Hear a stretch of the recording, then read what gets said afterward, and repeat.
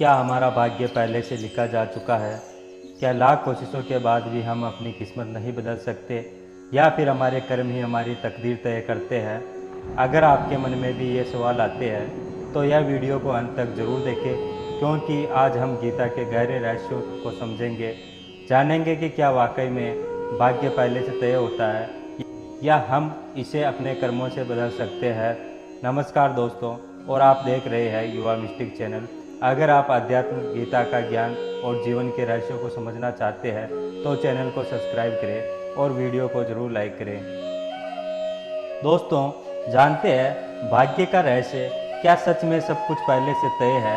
बहुत से लोग मानते हैं कि भाग्य पहले से लिखा होता है और हम चाहे कुछ भी कर ले, जो होना है वही होगा। लेकिन क्या ये सच है? अगर सब कुछ पहले से तय होता तो क्या मेहनत करने का कोई फ़ायदा होता? अगर भाग्य ही सब कुछ तय कर रहा होता तो क्या अर्जुन को गीता का ज्ञान देने की ज़रूरत पड़ती? गीता में श्री कृष्ण ने बहुत स्पष्ट कहा है कि मनुष्य अपने कर्मों से ही अपने जीवन की दिशा बदल सकता है। लेकिन फिर भी कई लोग भाग्य के भरोसे बैठ जाते हैं और मेहनत करना छोड़ देते हैं। यही सोच हमें अगले पॉइंट पर ले जाती है, कर्म और भाग्य का संबंध। तो दोस्तों, आइए जानते हैं कर्म और भाग्य का क्या संबंध है। श्री कृष्ण भगवान कहते हैं कि कर्मण्येवाधिकारस्ते मा फलेषु कदाचन। इसका अर्थ है कि तुम्हें सिर्फ कर्म करने का अधिकार है, लेकिन फल की चिंता मत करो। इस श्लोक का गहरा अर्थ है, अगर हम सही कर्म करते हैं तो परिणाम खुद ब खुद हमारे पक्ष में आ जाते हैं। लेकिन समस्या तब आती है जब हम कर्म किए बिना ही अच्छे परिणाम की उम्मीद करने लगते हैं। कई लोग सोचते हैं कि अगर उनका भाग्य अच्छा है तो उन्हें मेहनत करने की ज़रूरत नहीं, लेकिन गीता इसे पूरी तरह गलत ठहराती है। अगर ऐसा होता तो श्री कृष्ण अर्जुन को कर्म करने की सीख न देते, बल्कि वे कहते जो भाग्य में लिखा है वही होगा। इसका साफ मतलब है हमारा कर्म ही हमारा भाग्य बदल सकता है।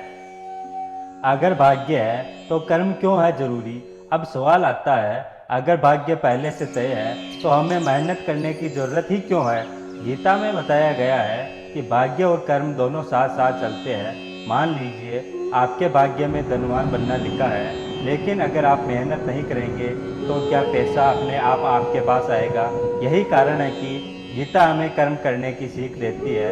अगर आप सोच रहे हैं कि सिर्फ भाग्य से ही जीवन बदल सकता है तो याद रखें, बिना कर्म के कुछ भी हासिल नहीं किया जा सकता। अब बात करते हैं, क्या हम अपने भाग्य को पूरी तरह बदल सकते हैं?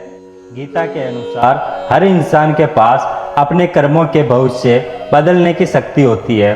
अगर कोई मेहनत करता है तो उसका परिणाम अच्छा ही होगा, लेकिन अगर कोई सिर्फ भाग्य के भरोसे बैठा रहेगा तो वह कुछ हासिल नहीं कर पाएगा।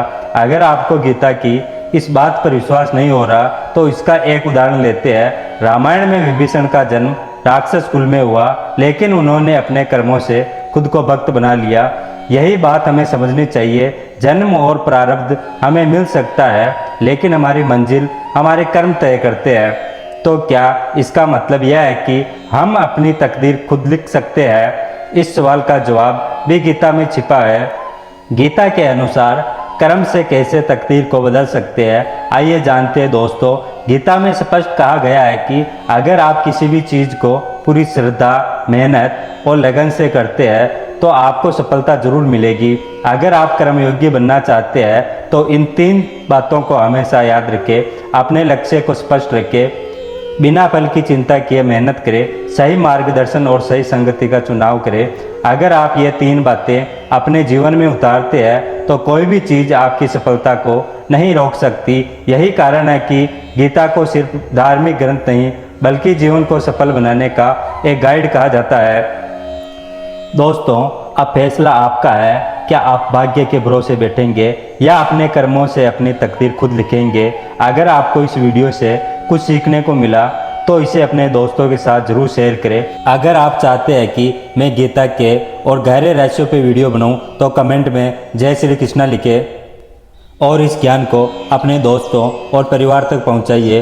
वीडियो को लाइक कीजिए और कमेंट कीजिए, और सबसे ज़रूरी चैनल को सब्सक्राइब करना मत भूलिए। मिलते हैं दोस्तों अगली वीडियो में, तब तक के लिए जय श्री कृष्णा।